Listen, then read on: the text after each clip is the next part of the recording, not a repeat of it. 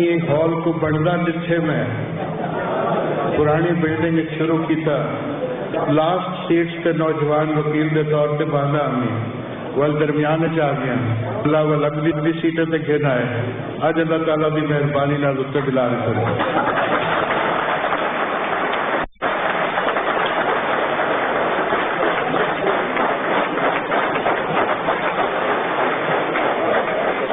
یہ جڑی ڈاکیومنٹری تصا دکھا لی ہے ملتان دی یہ شروع کی ہے میں ملتان ہوں میں سنیا تو میں کہ میں اپنی تقریر شروع کرے تھا میں ملتانی ہوں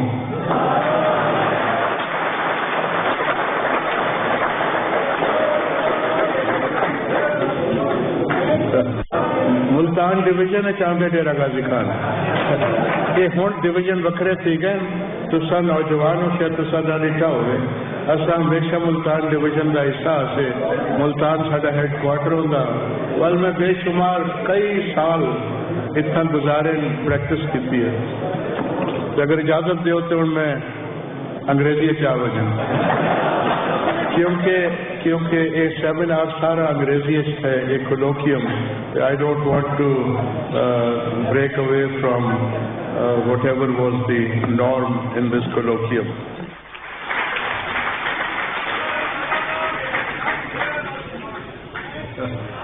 ملتان ڈویژن چاہتے ڈیرا غازی خان یہ ہوں ڈویژن وکھرے تھی گئے تسا نوجوان ہو شاید تسا نہ ڈٹھا ہوئے اصا ہمیشہ ملتان ڈویژن کا حصہ سے ملتان ساڈا ہیڈ کوارٹر ہوتا وال میں بے شمار کئی سال اتنا گزارے پریکٹس کی ہے اگر اجازت دیو تو میں انگریزی چاہ وجہ کیونکہ یہ سیمینار سارا انگریزی ہے ایک colloquium I don't want to break away from whatever was the norm in this کولوکیم.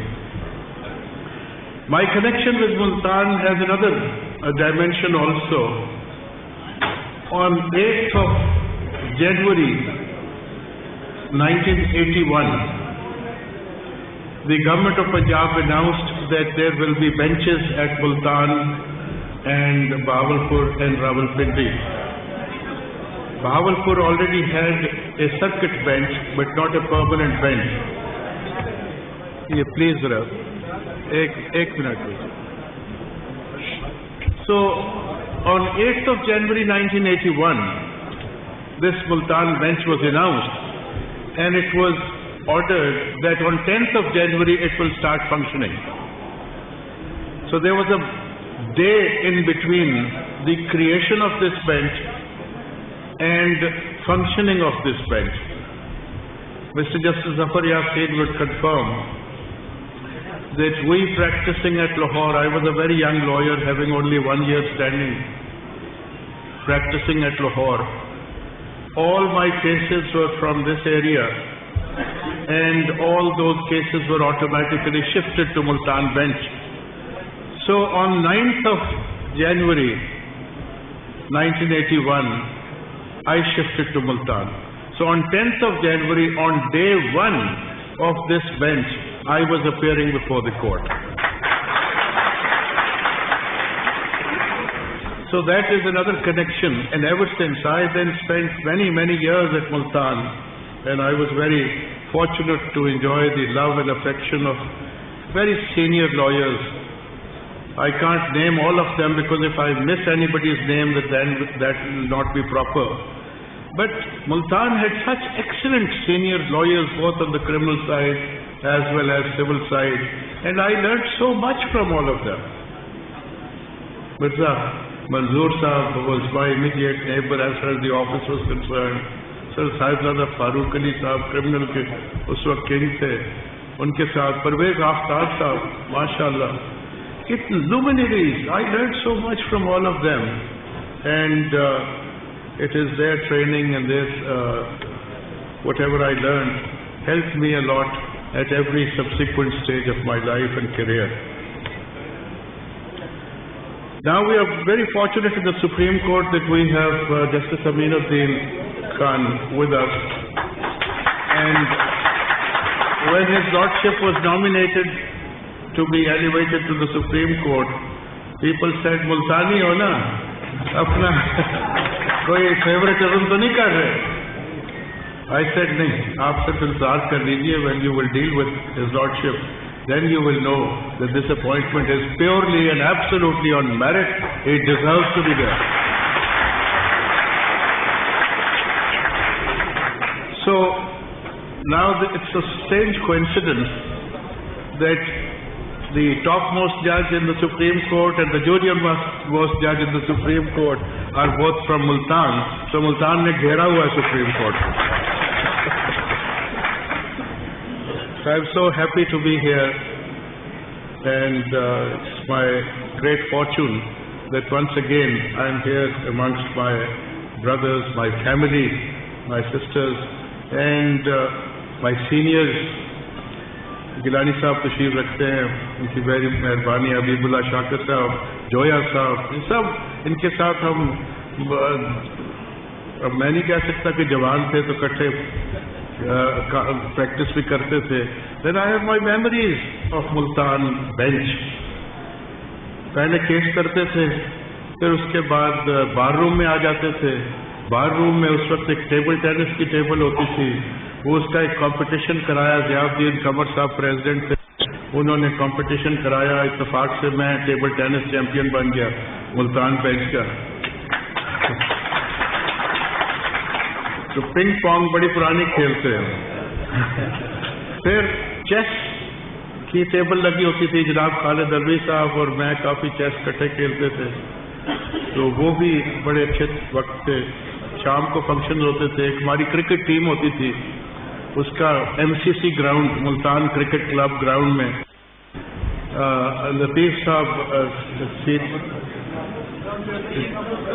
لطیف امرتسری صاحب ہمارے پیٹرن ہوتے تھے, اللہ ان کو غریق رحمت کرے. وہ ایک دفعہ انگلینڈ گئے, ہم سب کے لیے وہ کرکٹ کی کٹس لے کے آئے اور ان کے پیچھے ہمارے نام بھی لکھوا کے آئے. اتنا شفقت, اتنا پیار, اتنا اچھا ماحول. سردار لطیف کھوسا صاحب ہمارے کرکٹ ٹیم کے کپتان تھے, ابھی بھی وہ کافی چیزوں میں کپتان ہیں ماشاءاللہ. بریلینٹ لائر, سینئر لائر, مختلف میدانوں میں سرگرم عمل ہیں. سو I had a wonderful time at Multan bench. پھر میری انرولمنٹ سپریم کورٹ کی ہو گئی as an advocate, so I had to shift to Lahore, کیونکہ وہاں سے وہ فیلڈ بڑا تھا, لیکن ہر وقت ملتان دل کے قریب رہا.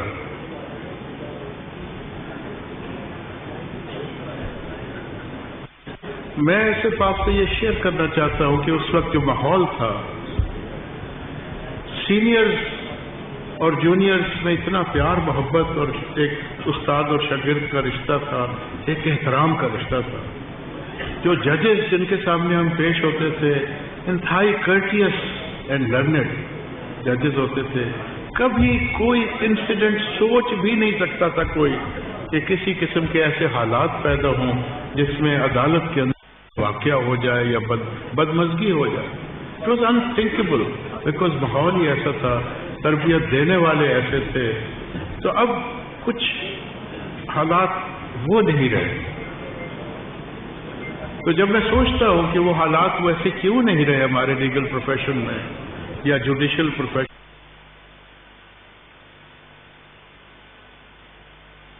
جب وہ 150 کیسوں کا یا 100 کیسوں کا بار اپنے سامنے دیکھتا ہے جج, ان کی کوشش ہوتی ہے کہ میں زیادہ سے زیادہ کیس کسی طرح آج فیصلے کر دوں, اور اس کوشش میں شاید وہ وکیل صاحبان کو اتنی تسلی سے ٹائم نہیں دے سکتا, اتنی ہیئرنگ نہیں دے سکتے.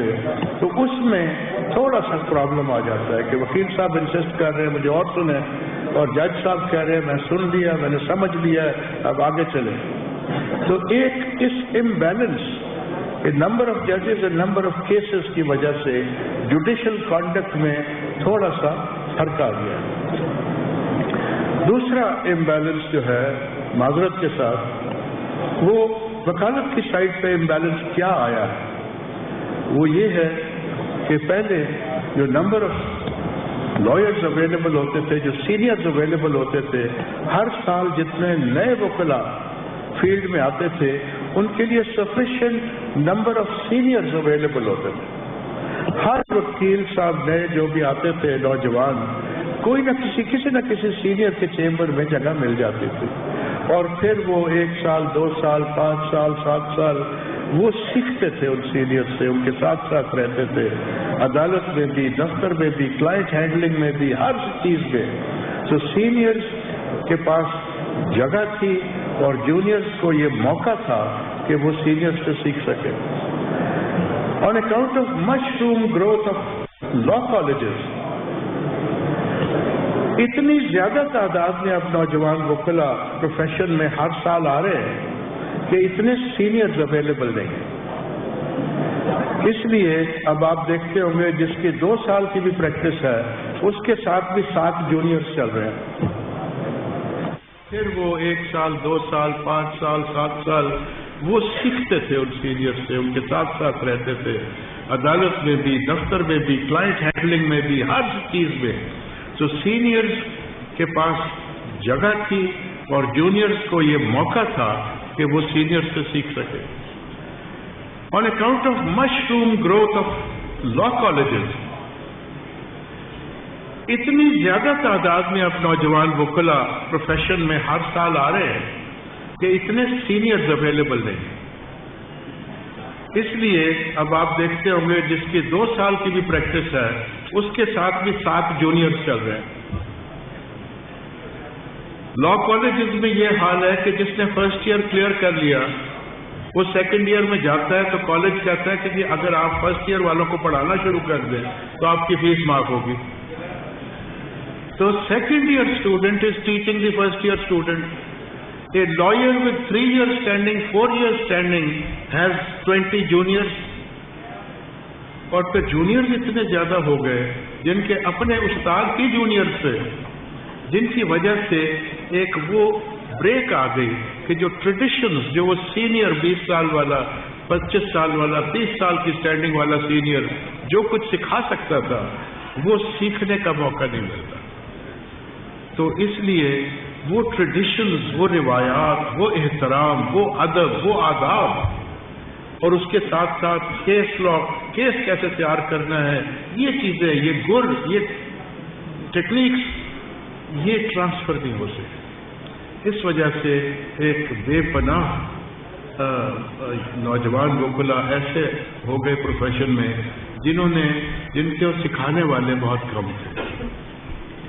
تو ان کو جب وہ روایات نہیں پتہ چل سکیں تو وہ سروائیول کے لیے پھر انہوں نے سب کچھ کرنا شروع کیا۔ ایک اس کا نتیجہ یہ بھی نکلا کہ اتنے زیادہ نوجوان ہو گئے جو پہلے ماشاءاللہ، اب تو میں حیران ہوا حیدر عثمان صاحب کو یہاں پہ پریزیڈنٹ دیکھ کے، میں نوجوان تھا تب بھی یہ پریزیڈنٹ ہوتے تھے۔ اچھا کہ اب اتنے ہزاروں کی تعداد میں نوجوان ابھی تک ملک حیدر عثمان کو پریزیڈنٹ الیکٹ کر رہے ہیں، لیکن یہ بات ہر جگہ نہیں ہے۔ وہاں انہی کی اسٹینڈنگ والے ینگ لوگ اب بار کو ان کے نمائندے ہیں۔ تو جن لوگوں نے وہ ٹریڈیشنز نہ دیکھی ہوں پرانی، جنہوں نے وہ چیزیں، ان کو پتہ ہی نہیں کہ کیا ادب آداب اور کیا احترام کے رشتے ہوتے تھے، ان کا قصور نہیں ہے۔ تو نتیجہ یہ ہوا کہ جتنے سینئرز تھے جو بار باڈیز کو ہیڈ کیا کرتے تھے، they were so heavily outnumbered کہ وہ سیاست سے کنارہ کش ہو کہ ہمیں تو اب یہ ووٹ دینے والے ہی نہیں، ہمیں تو پہچانتے بھی نہیں ہیں یہ۔ تو نتیجہ یہ نکلا کہ ایک امبیلنس آ گیا، برتاؤ میں بھی امبیلنس آ گیا۔ So when I analyze the issues جو ہم نے اچھے وقت بھی دیکھے پھر بدلتے وقت بھی دیکھے، when I analyze them I see these two imbalances being the main cause of our problems۔ تب ان کو ٹھیک کیسے کرنا ہے، اس کا سر جوڑ کے بیٹھنا ہوگا کہ کوئی ایسا نوجوان وکیل پروفیشن میں نہ رہے جس کو کسی سینئر سے ٹریننگ نہ ملے۔ یہ ہماری بار باڈیز کی ذمہ داری ہے کہ ایسا کوئی نظام وضع کرے کہ لازم ہو کہ کسی سینئر کے ساتھ ٹریننگ لینا ضروری ہے، اس کے بغیر یہ آگے سلسلہ بڑھے گا نہیں اچھے انداز میں، کیونکہ جن کو پرانی روایات کا اندازہ نہیں ہے وہ آگے وہ روایات کیسے ٹرانسفر کریں گے۔ So this is one thing which I wanted to talk about with the best of intentions. At the end of my judicial career, اور تقریباً 40-45 سال اس پروفیشن میں گزارے ہیں لیگل اینڈ جوڈیشل میں، تو جس نظر سے ہم دیکھتے ہیں وہ شاید آج آنے والوں کو وہ چیزیں پتہ بھی نہیں ہیں.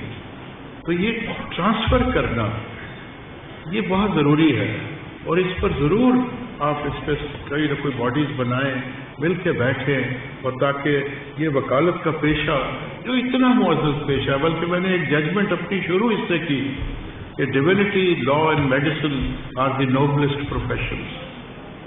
وہ ایک میڈیکل پروفیشن میں کسی نے چیٹنگ کی، اس کا داخلہ ہو گیا، FSC میں چیٹنگ کی، میڈیکل کالج میں داخلہ ہو گیا، 7 سال سے ریٹ پڑی پینڈنگ، وہ ڈاکٹر بن گیا. وہ چیٹنگ والا کیس ابھی تک پینڈنگ تھا، وہ میرے پاس لگ گیا. تو انہوں نے کہا کہ وہ تو ڈاکٹر بن گیا. تو میں نے کہا میں تو صرف قانون پہ چلنے والوں میں ہوں، قانون کے تحت کسی چیٹنگ کرنے کا میڈیکل پروفیشن میں کوئی داخلہ نہیں ہو سکتا. یہ اتنا نوبل پروفیشن ہے. اسی طرح وکالت، ڈیوینٹی، جو ڈیوینٹی مطلب مذہب سے ریلیٹڈ، وہ روح کی خدمت کرتے ہیں، ڈاکٹر جسم کی خدمت کرتے ہیں، آپ لوگوں کی معاشرتی اور معاشی اور سماجی خدمت کرتے ہیں. تو they are the noblest of profession. بلکہ میں نے ایک لا کالج کے کانوکیشن میں یہ بتایا کہ جب میں انگلینڈ پڑھنے گیا تو وہاں پہ مجھے کیمبرج یونیورسٹی میں آپ کو ہر وقت گاؤن پہن کے رہنا ہوتا، تو جو وکالت کا بھی گاؤن ہے. تو جب میں نے گاؤن لیا تو اس کے پیچھے ایک ہوڈ تھا، وہ بنا ہوتا. اب تو وہ بالکل چھوٹا سا ایک نشانی رہ گئی ہے، وہ باقاعدہ ایک ہوڈ ہوتا تھا جو سر کے اوپر بھی آپ کر سکتے تھے. تو میں نے کہا یہ کس لیے؟ بارش کے لیے؟ انہوں نے کہا نہیں، یہ روایات یہ ہے کہ بیرسٹر ہوتا ہے وہ فیس نہیں لیتا، وہ مانگتا نہیں ہے اپنی خدمات کے بس کچھ بھی. یہ پرانی ٹریڈیشن ہے کہ کچھ لوگ اس کے پیچھے ہوڈ میں کوئی کوائنز ڈال دیتے تھے، کسی نے آٹا ڈال دیا، جو اس کے پاس کچھ ہے، جو اس نے خدمت کر سکتا ہے اس بیرسٹر کی، and the barrister will not even look at it. اس کے پیچھے، because he is not doing it for money, he is doing it service. تو یہ اچھی باتیں ہمیں واپس لانی ہے اپنے پروفیشن میں، تاکہ ہمارے عزت بھی اسی طرح ہی ہو جس طرح کہ یہ پروفیشن ڈیزرو کرتا ہے. پھر میں ایک بات آپ سے شیئر کرنا چاہتا ہوں. آپ 4 بجے سے بیٹھے، آپ تھک گئے ہوں گے، لیکن یہ بڑی ضروری بات ہے. ایک دفعہ ہم نے لارڈ ڈیننگ کو، آپ نے نام سنا ہوگا، جو انگلینڈ کے بہت ہی بڑے جج تھے، اور اتفاق سے جب میں پڑھتا تھا ادھر تو وہ ایک بہت بڑا نام تھے، اور اللہ نے مجھے موقع بھی دیا، ان کے ساتھ کافی انٹریکشن رہا میری. بلکہ بار ایٹ لا کی ڈگری کے پیچھے بھی انہوں نے آٹوگراف بھی دیا ہوا ہے، تصویر بھی کھنچائی ہوئی ہے میرے ساتھ. تو ایک دفعہ ہم نے کیمبرج یونیورسٹی میں انہیں بلایا، لا سوسائٹی نے، کہ آ کے آپ ہمیں ایڈریس کریں. انہوں نے 3 باتیں کہی جو میں آج آپ سے شیئر کر دیتا ہوں. آپ پھر جب آپ کو بزرگی عطا کرے گا میں تو آپ آگے پاس آن کر دیجیے گا. بہت اچھی بات ہے. انہوں نے کہا کہ in order to be a good lawyer you have to have command over 3 things. یہ نوجوان ذرا غور سے سنیں. In order to be a good lawyer, you have to have command over 3 things. Number 1, history. Number 2, mathematics. Number 3, literature. تو ہم نے کہا قانون کدھر گیا؟ انہوں نے کہا you didn't hear me correctly. I said in order to be a good lawyer, I presume that you are already a lawyer. You know the law. That's why you are a lawyer. If you want to be a good lawyer, so ہم حیران کہ یہ history, mathematics, literature کا کیا تعلق بن گیا. Then he explained. اس نے کہا کہ جو بھی قانون بنتا ہے وہ معاشرے کی موجودہ ریکوائرمنٹس کو کیٹر کرنے کے لیے بنتا ہے. جب بھی آپ کے پاس کسی بھی کیس کوئی آئے گا اس کسی موقع محل اور کسی وجہ سے وہ قانون بنا ہوگا. جب آپ اس کی تشریح کرنا چاہیں گے عدالت میں تو جب تک وہ موقع محل اور وہ وجہ قانون بننے کی نہیں پتہ ہوگی آپ اس پروویژنس کو نہ صحیح طرح سمجھ سکیں گے نہ پریزنٹ کر سکیں گے کورٹ کو. یہ ہے کہ ہسٹری پر عبور ہونا چاہیے. مثلاً میں مثال دیتا ہوں کہ آج کوئی ٹیررزم کا دور ہے, اللہ کرے گا انشاءاللہ کچھ سالوں بعد نہیں ہوگا. جب کوئی اس قانون کا کیس آپ کے پاس آئے گا تو آج سے 20 سال والا تو بندہ کہے گا کہ مجھے نہیں پتا اتنی ایسی پروویژن کیوں رکھی ہوئی.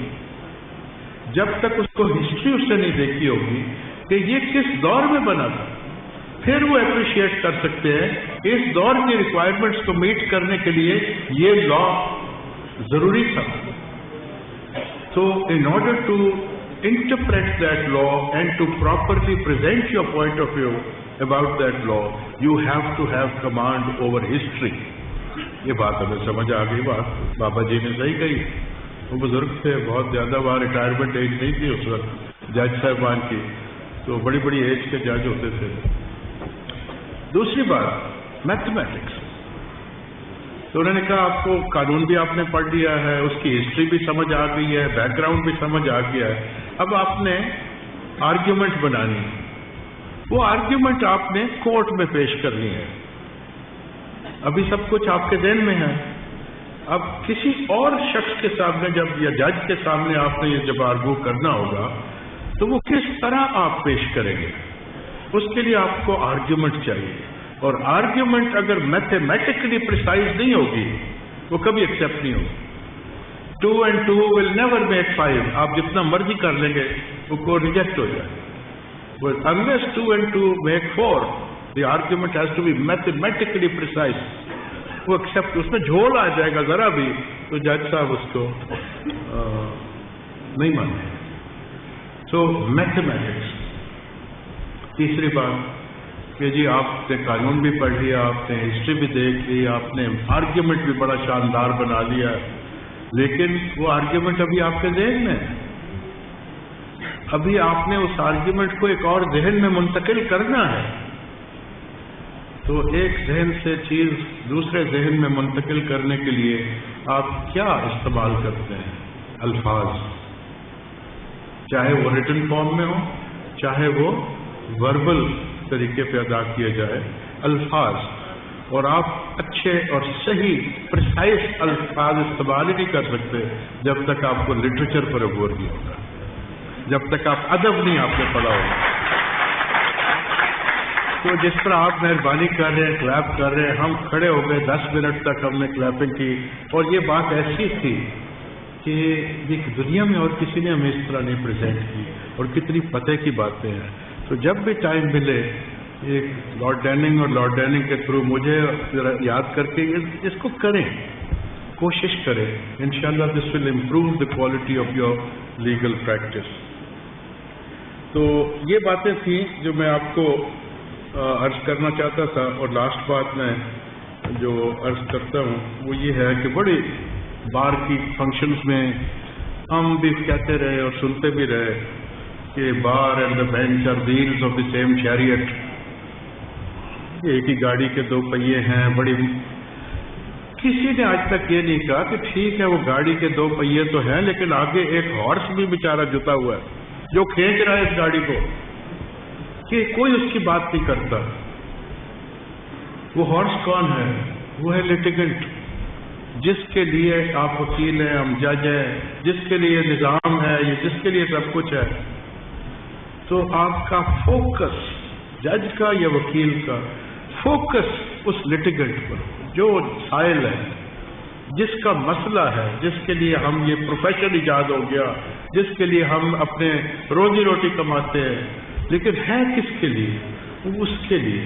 تو ہر قدم میں سب سے پہلے آپ سوچیں کہ اس لیٹیگنٹ کا اس میں کیا فائدہ ہے, اور لیٹیگنٹ کے فائدہ سوچیں گے تو پھر کیس بھی تیار کر کے جائیں گے, ایڈجرنمنٹ نہیں لیں گے کہ آج میں وکیل ہوں تو میں اس کلائنٹ کی وجہ سے وکیل ہوں, تو اس کلائنٹ کا کیس لگا ہوا ہے میں نہیں پیش ہوتا. تو میں ہمارے پاس ایڈجرنمنٹ کی درخواستیں آتی تھی کو میری جی بھتیجی کی بیٹی کی شادی ہے. بھائی شادی تو رات کو ہوگی نا, پہلے کیس تو صبح کر لیں کیجولی. تو پھر ہم نے کہنا پڑا, جو بات کچھ مشہور بھی ہو گئی کہ میں نے اعلان کر دیا 5 سال پہلے کہ میری عدالت میں کوئی کیس ایڈجرن نہیں ہوگا. ایڈجرمنٹ صرف 2 صورت میں ہوگی. اگر number 1, if the lawyer dies or the judge passes away. کہ وکیل صاحب انتقال کر جائیں یا جج صاحب رحلت فرما جائیں. تو انہوں نے کہا کہ یہ فرق کیوں ڈالتے ہیں؟ میں نے کہا جج صاحب کو ذرا تھوڑی سی عزت کے ساتھ روانہ کرتے. سو سب سے پہلے ہر معاملے میں یہ سوچیں کہ میں نے یہ کالا کوٹ کس کے لیے پیدا ہوا ہے, اس لٹیگنٹ کے لیے پیدا ہوا ہے. میں بطور جج ہر وقت اپنے آپ کے سامنے یہ رکھوں کہ جی میں جج, اور یہ سب کچھ کس کے لیے ہے؟ وہ اس ہارس کے لیے ہے جو بیچارہ وہ گاڑی کھینچ رہا ہے, جس کے ہم کہتے ہیں فقریہ کہ ویلز برابر ہیں, ایک دوسرے کا خیال رکھیں, ایک دوسرے سے ہم آہنگ چلیں. ضرور ہم آہنگ چلیں لیکن چلیں تو صحیح. یہ کنسیڈریشن اپنے سامنے ضرور رکھیں. اور جب جوڈیشل اکیڈمی میں ججز کو لیکچر دیتا ہوں, نئے بننے والے ججز کو, میں ان کو ایک بڑی کروڈ سی مثال دیتا ہوں, لیکن اس سے بہتر مثال ہے کوئی نہیں. اگر آپ اجازت دیں تو میں بیٹھنے سے پہلے وہ مثال ادھر بھی دینا چاہتا ہوں. میں ان کو بتاتا ہوں کہ ایک کورٹ روم میں ایک جج صاحب بیٹھے ہیں, ان کے آگے ان کا سٹاف بیٹھا ہے, ایک ریڈر بیٹھے ہیں, کوئی اسٹینو بیٹھے ہیں, ان کے آگے ایک روسٹرم ہے جس پہ 1 یا 2 وکیل صاحب اپنی اپنی بحث کر رہے ہیں. ان کے پیچھے ایک ویل آف دا کورٹ ہے جس میں 10 وکیل صاحبان اور 40 لٹیگنٹ اپنے اپنے کیسز کے انتظار میں بیٹھے ہیں.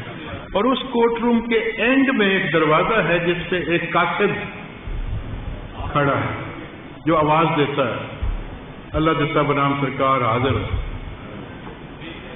جب وہ وکیل صاحب بحث فرماتے ہیں, وہ بحث جج صاحب بھی سنتے ہیں, ان کا مخالف وکیل صاحب بھی سنتے ہیں, ان کے پیچھے وہ 10 وکلاء بھی سنتے ہیں, وہ 40 لٹیگنٹ وہ بھی سنتے ہیں, اور وہ قاصد بھی سنتا ہے.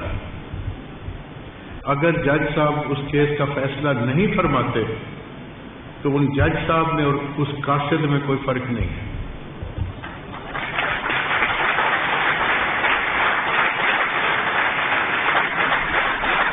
وہ سب کے سب اسی کورٹ روم میں موجود ہیں, ان سب کے سب نے وہ بحث سنی ہے.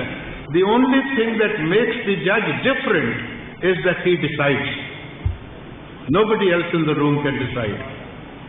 تو اگر جج صاحب بھی ڈیسائیڈ نہ کریں, دن گزار کے بس چلے جائیں, تو دیر از نو ڈفرنس. یہ بڑی اچھی بات نہیں لگتی مجھے یہ مثال دیتے ہوئے, لیکن حقیقت یہی ہے کہ وہ معاشرہ آپ کی کیوں عزت کرے اگر فیصلے نہیں کرتے؟ وہ آپ کو سر پہ پلکوں پہ کیوں بٹھائے؟ ایک وکیل صاحب کورٹ میں داخل ہوتے ہیں, دروازے سے عزت دینا شروع کرتے ہیں آپ کو, وہ آپ کے سامنے جھکتے ہیں, آپ کو ہر فکرے میں 4 دفعہ سر کہتے ہیں, مائی لارڈ کہتے ہیں, کتنی عزت دیتے ہیں. لیکن وہ عزت کس لیے دیتے ہیں؟ کہ آپ جج ہیں, اور آپ جج کیوں ہیں؟ کیونکہ آپ نے ڈیسائیڈ کرنا ہے. آپ ڈیسائیڈ نہ کریں تو پھر کس بات کی عزت ہے؟ تو یہ سخت باتیں ہیں, لیکن یہ کہنے والی باتیں ہیں.